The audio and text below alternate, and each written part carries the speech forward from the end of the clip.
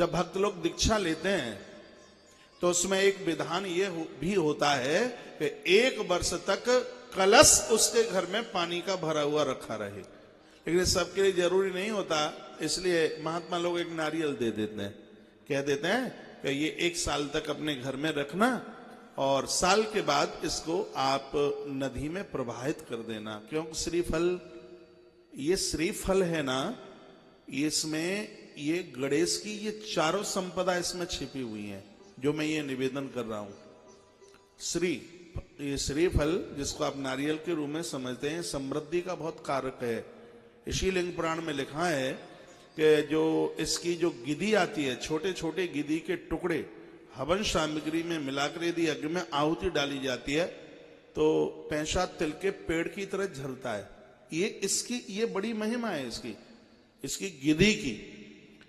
तो गुरुजन कहते हैं कि 1 वर्ष तक इसको तुम अपने यहां रखना और ठीक 8 के ही दिन, साल बाद इसको नदी में जाके प्रवाहित कर देना। वो एक नारियल दे देते हैं। नहीं तो वहां पूरा विधान कलश का है। कभी आप किसी साधु से आप दीक्षा लेते हैं, 1 साल तक ऐसा कोई नियम बनाइए। 1 साल तक मंदिर में जाएंगे, 8 दिन में जाएंगे या 15 दिन में जाएंगे। 1 साल तक हम महादेव के ऊपर बेलपत्र चढ़ाएंगे, 1 साल तक हम कोई व्रत करेंगे। इस प्रकार से वो 3 साल तक, 3 साल का मतलब होता है 1000 दिन। 1000 दिन यदि कोई इस नियम के साथ में अपने ये 3.25 साल निकाल दे, आज सच मानिए वो व्यक्ति जो सोचेगा वह हो जाएगा। यम यम चिंतते कामम तम तम प्राप्नोति निश्चितम। ये इतनी सी चीजें हम आपको निवेदन कर रहे हैं और ये शास्त्रों के बाहर नहीं है, क्योंकि शास्त्रों के बाहर तो मुझसे कुछ आता ही नहीं है। ये मैंने कुछ चीजें आपको गणेश पुराण से बोली हैं। अब ये सब बातें मैं आपको इसलिए बोल देता हूं क्योंकि मैं फ्री बैठता नहीं हूं। ये बिल्कुल जरूरी नहीं है कि मैं लिंग पुराण की कथा कर रहा हूं तो मैं लिंग पुराण ही पढ़ूं। नहीं, मेरे हाथ में तो जो बुक लगती है, हम तो पूरा का पूरा क्विंटल तो किताब लेकर के चलते हैं। आदत में, धमनियों में, इसके बिना हम रह ही नहीं सकते। चलो कथा चल रही है, कथा न हो तो भी ऐसा एक स्वाध्याय में एक आदत सी में बात है। ये तो आपने मुझे 9 दिन का टाइम दिया है लिंग पुराण के लिए। श्लोक कोई ज्यादा नहीं है, इसमें 11,000 श्लोक हैं।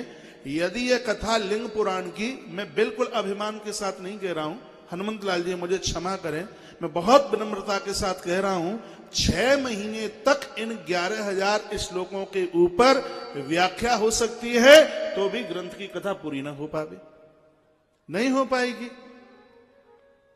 इन ग्रंथों ने हमारी वासना की गांठ खोली है, हमारी अविद्या की गांठ खोली है। इसलिए मैं बराबर कहता रहता हूं, निवेदन करता रहता हूं कि आप ग्रंथों का स्वाध्याय कीजिए। आज किताबें बिकना बंद हो गया मोबाइल की वजह से। मोबाइल में आप जो पढ़ते हैं उसका 55% आपकी आंख की एनर्जी खत्म होती है, ताकत खत्म होती है। उसी को आप किताब में पढ़ते हो तो वो है आंख की ताकत सिर्फ 5% ही खत्म होती है। तो ज्यादा से ज्यादा अब हनुमान चालीसा, सुंदरकांड आप मोबाइल में भी पढ़ लेंगे, लेकिन मोबाइल वाला जो आप सुंदरकांड पढ़ेंगे वो अनुष्ठान रूप में नहीं होगा। वो तो आप ऐसे पढ़ लें कोई समाचार पत्र की तरह है, जो एक पूजा का प्रकरण है, क्योंकि ग्रंथ को ईश्वर का रूप माना गया है। आप यहां देखते हैं मिश्रा जी यहां ग्रंथ की पूजा करते हैं। पहले कथा शुरू होती है तो यहां ग्रंथ की पूजा होती है। ग्रंथ की एक महिमा है, ये शब्द ब्रह्म है, ये ईश्वर है। यह जो मोबाइल के अंदर जो आप उसको जो आप पढ़ रहे हैं, चलो ठीक है, एक ज्ञान के लिए, कुछ सीखने के लिए, कुछ समझने के लिए ठीक है, लेकिन आप मंगलवार को आप पाठ कर रहे हैं सुंदरकांड का और आपने मोबाइल में पढ़ करके आप कर रहे हैं, तो मुझे नहीं लगता कि हनुमंत लाल जी शायद इससे अति प्रसन्न हो रहे होंगे, शायद खुश हो रहे होंगे, क्योंकि वो किताबों में जो शब्द है साक्षात वो ईश्वर का रूप है, वह परमात्मा का रूप है।